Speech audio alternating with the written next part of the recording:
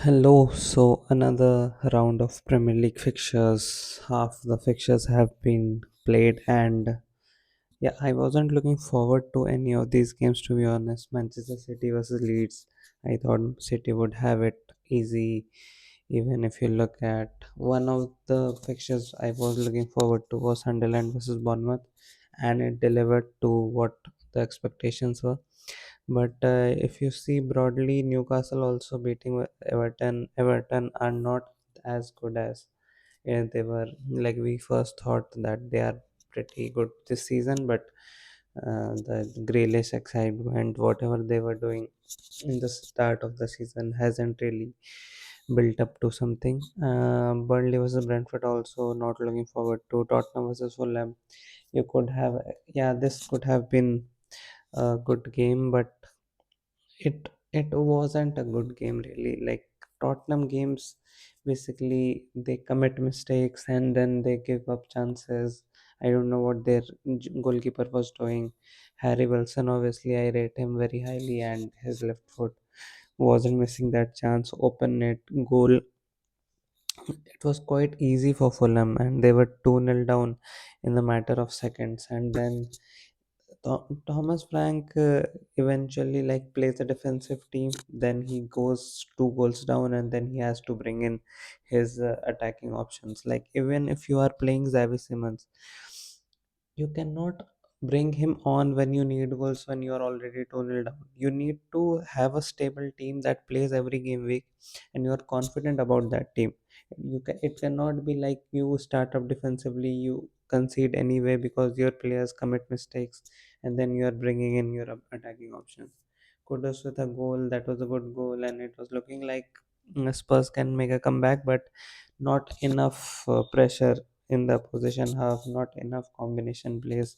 Attacking wise, they are lacking a bit, and there is a point that commentators were also talking about, that when you go to a team that has been destabilized to the extent that Ange Postecoglou destabilized them, and it was all attack, attack, attack, and they were very fragile defensively.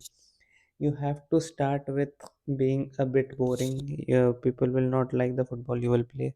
That happened with Arteta as well, and all the top coaches, anyone who wants to succeed, are compared with Arteta. So that is a different topic for me as an Arsenal fan. But yeah, you have to be a little boring, but you have to have a stable team. You cannot build a team like when Arteta built a defensive team initially.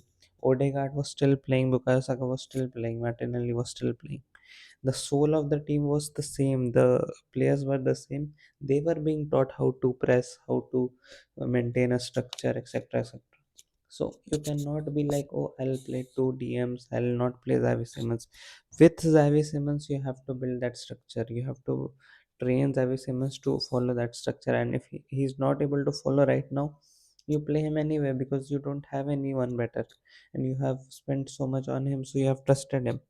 So if you have bought someone in this summer only, and you will not give him game time because he is not adjusted yet, you cannot have short-sightedness that okay, I need a point, so Xavi Simmons doesn't understand my structure, so I won't play him.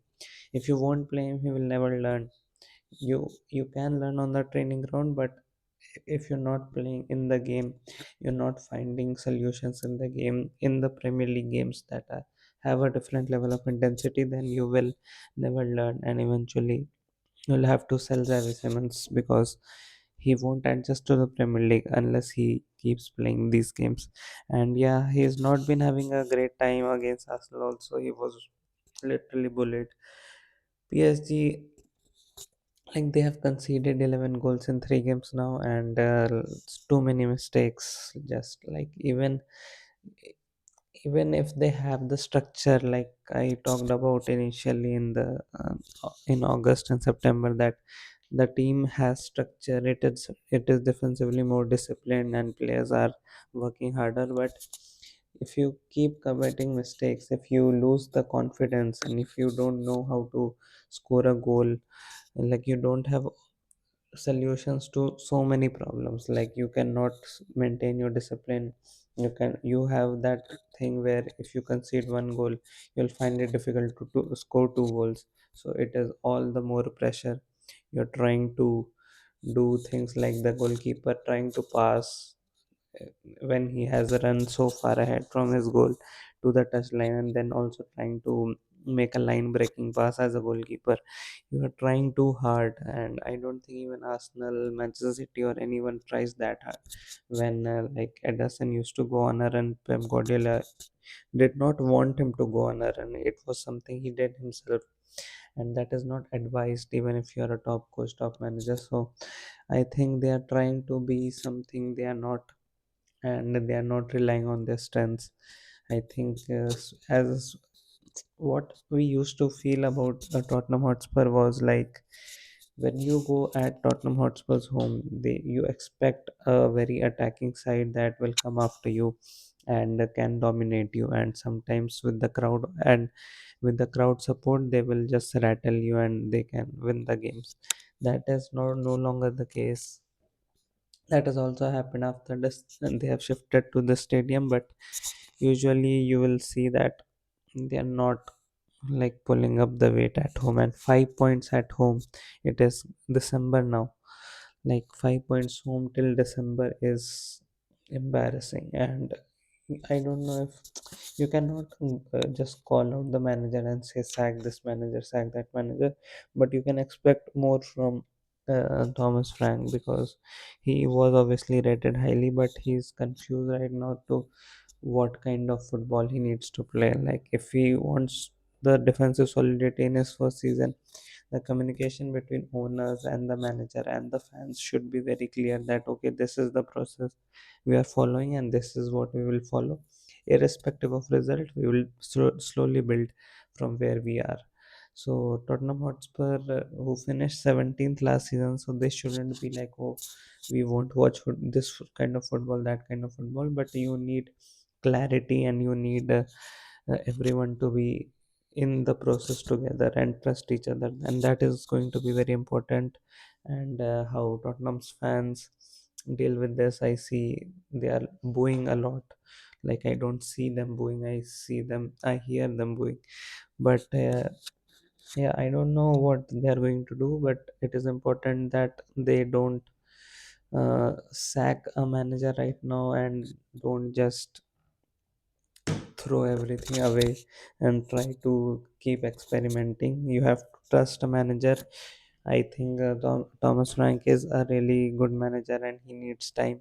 If you give him apt time and opportunity, some more transfer windows where he can select his players, what he wants from a team, then you can judge him. So you need to be there for the long haul, especially after you have sacked Ange. So you need to trust the manager you have assigned after him a little bit longer. But the way fans are going, the pressure will build, and I don't know what will happen for Tottenham Hotspur. I don't see them as a stable club, as a stable fan base, as a stable like ownership group where like the leaders, the people who make the most important decisions in Tottenham Hotspur. I don't think they are as stable as you can compare with Liverpool or Arsenal, even Manchester City. So yeah, that is the difference why these three clubs are doing so well, and Tottenham Hotspur, United, and even Chelsea for a bit were like in mid-table fighting relegations at times. So that is the key. So you need to be together. And as coming to Manchester City's game, them against Leeds United. Honestly, like I triple captain Haaland and he has disappointed me so much. They just have made this. I don't know. I don't think you can differentiate between black and blue in this. I don't even know if you can see the dots here. But uh, basically, Leeds did. They had this uh, back four, and then their defensive midfielder, their two midfielders, they basically blocked all the passes to Haaland from here. They blocked all the service that comes from Haaland and told Manchester City players to show up. Basically, they were like, okay, we'll give Foden space, we'll give Ranger space, we'll also show Doku a little bit of space, but not that much, and we'll force you to either shoot from far away or either like cross balls, and we are ready to defend that. So they were very strong in the center back areas. The center backs did really well uh, guarding the area around Haaland, their center backs and defensive midfielder. But yeah, so Foden basically had to show up, and he did. The first goal, game started, and bang, they went to the right corner, one pass and brilliant finish, and then they were dominating. It was looking like they'll score more goals, but as soon as they sort of blocked the passes to Haaland, Manchester City had to adjust to the fact that Haaland is out of the game a little bit, and then Rangers had to step up. Guardiola, obviously, he used to score a lot of goals in the last. He has been scoring a lot of goals in the last few seasons from the left back position. So similarly, he scored a header as well in this game, and it was looking like 2-0. Manchester City are pretty confident now that they are going to probably end up scoring fives or sixes and be very comfortable night. Haaland chipping up with a few goals in the second half, but that did not happen. They committed a mistake, and even Leeds United. Like, this is how you can see the quality of the league. Like, people are saying the league is not that strong, and you can have two opinions on it. You can say, oh look, Manchester City are so weak, they are giving defensive, they are making so many mistakes defensively, etc. But you can also see that if Manchester City are not at a certain level, you have a Leeds United that can take advantage of it and come back from 2-0 down. So that is also a crucial point in my opinion, that the overall quality of the league, you see Wolves are last, but all the other teams, even West Ham, Burnley also made it difficult for Liverpool to score for 90 minutes. And if you go away at Burnley, it is not going to be a easy game that, oh, you are just expected to win it. Leeds United away from home, coming to the Etihad Stadium and showing up and taking advantage of the mistakes that Manchester City defenders made. But then also their plan was pretty solid, that they blocked all the service to Haaland, and that also worked out till the 90th minute. So it is something, uh, it is good for Premier League football that teams like Leeds United can show up in this way away from home at that Etihad Stadium.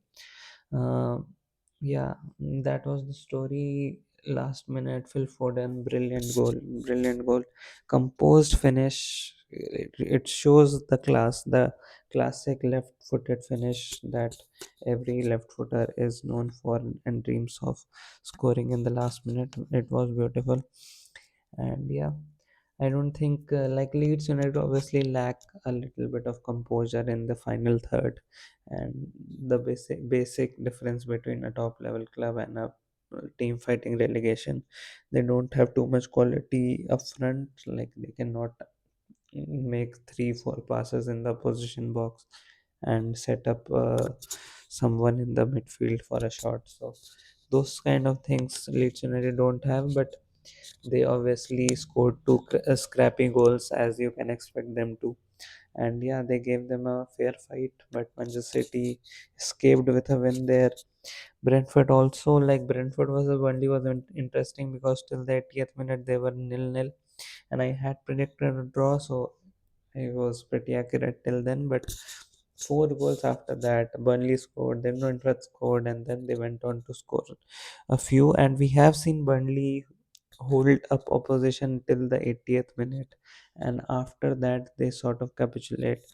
Uh, so that can be a mental fight Burnley are having with themselves, where after conceding or going a goal down, they do not have that balance of attacking but keeping their shape, sort of. So they lose their shape. Now, coming to the Sunderland versus Bournemouth game, I have noticed that Bournemouth are pretty much like, if you look at them, they dominated the game, 90 shots, 6 on target, and the way they started the game, I think. I mean, Adley scored. I mean, Adley, and then Tyler Adams scored, and they were rampant. They were pretty much dominating, and Sunderland didn't have a sniff. It was looking like Bournemouth can score two, three more goals, but then they concede a penalty, and then gradually they allow the opposition to come into the games, and yeah, Granit Xhaka, the way he has Marshall, Sunderland, and at home Sunderland are pretty much like they are making it a fortress. The way they could fight Arsenal toe to toe, and then like shock their defensive line, defensive system. That was also pretty impressive. And now going coming from 2-0 down and winning it eventually, it shows they have character, it shows they are the real deal. And yeah, I don't know what position they are at. Let's check the points table once. But yeah, I did not see the game, the whole game, but I like, you can see from stats, you can see from like Bournemouth being 2-0 up, and then being very dominant, Sunderland showing their character, and they are in the top four. If Aston Villa should win their game, they will come back to the top four positions. Crystal Palace 6th, Brighton 7th. You see Manchester United, Liverpool, Newcastle. They are languishing in 11th, 12th, 13th position. Everton and Liverpool are in similar points. If West Ham beat Liverpool somehow, they'll go to 14 and they'll be just 4 points off them. So if you see the 13th, 14th position, even 15th position, and the 5th, 4th position, it is a gap of 6 points. So it is not that big a gap. And you also see Manchester City winning, so they will apply pressure on Arsenal. If Arsenal drop points, there'll be 4 points. There will be only 4 points difference, but Arsenal shouldn't worry about that, because even if you lose and still you have a 4 points gap, then there is not that much pressure.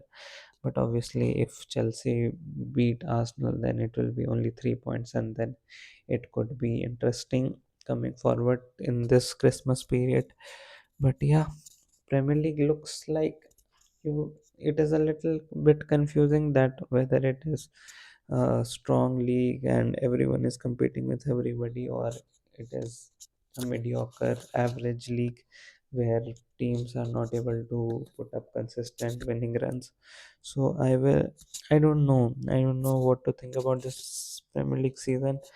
We will only know in the latter stages of Champions League where we Premier League stands as compared to other European teams. But yeah, I find it very enjoyable, and I find it very interesting that Liverpool are at 13th and Sunderland are at 4th position, and the gap between them is not that much. It is basically 4 points. There is 4 point gap between Liverpool and Sunderland, but the gap in position is 9. So yeah, these things are interesting. But yeah, let's see what happens in the next fixture of this game week. Only Manchester United play Crystal Palace. That would be an interesting watch. Then Liverpool play West Ham. That is all. Liverpool games are always an interesting watch right now. And then we have the big fixture to end it all off in Arsenal versus Chelsea. So I'll see you in those games. And by the way, the scheduling of the fixtures is a little bit tricky because right now it's 5 a.m. I haven't slept for some reason, but I slept in the evening. But I find it a bit odd because these late games, Tottenham Hotspur was pretty much a night game. We don't usually see that in Premier League Saturdays, but yeah, it is a bit odd for me. And the fact that the time difference between England and India shifts 1 hour further. So the games that we could watch at 12:30 a.m., we have to watch at 1:30 a.m. So it becomes a little difficult to follow day to day. But yeah, it is what it is, and yeah, I am trying to follow all the games, and it is pretty much fun the way Tottenham lost. As an Arsenal fan, it is always fun to witness them failing. But at this point, it is not even fun anymore because they keep losing all the time. And yeah, if you see that my hair and everything is messed up, it is because it is 5 a.m. and basically I need a haircut. I will be having a haircut, but I don't know why I am continuing this video and talking. If you like the video, check other videos out, and if you don't like the video, I hate you. You are a terrible human being, and I don't need you in my life. Bye.